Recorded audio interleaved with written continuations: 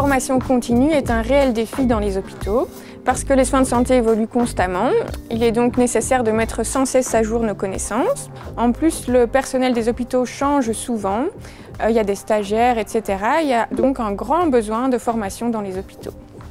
Le pharmacien hospitalier a un rôle important à jouer dans la formation au bon usage des médicaments.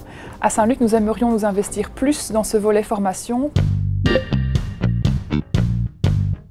Pour cela, nous proposons une méthode pédagogique moderne et innovante, qui est la simulation. C'est en réalité un jeu de rôle qui mime une situation professionnelle réelle. Elle respecte la règle du « jamais la première fois sur le patient ou dans une situation d'urgence ». Alors cette technique est utilisée dans divers domaines. Les médecins, par exemple, s'entraînent sur des mannequins. Les pilotes d'avion s'entraînent à faire des atterrissages d'urgence dans des cockpits virtuels.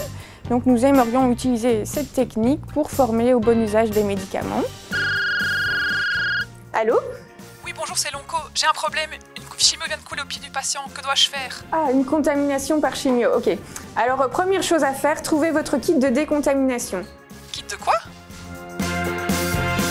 Cet exemple de contamination par un cytotoxique est une situation rare où il est important d'agir correctement et rapidement. On comprend donc qu'un exercice de simulation s'adapte particulièrement bien à ce genre de situation. Oh yeah! Alors avec ce projet Novartis, on va pouvoir commencer le projet de simulation au début à la pharmacie avec notre personnel pour les former aux situations d'urgence comme une contamination par une chimiothérapie, également à la délivrance de médicaments rares au guichet. Cela nous permettra d'apprivoiser la technique de la simulation à la pharmacie pour ensuite pouvoir l'étendre au personnel soignant de l'hôpital.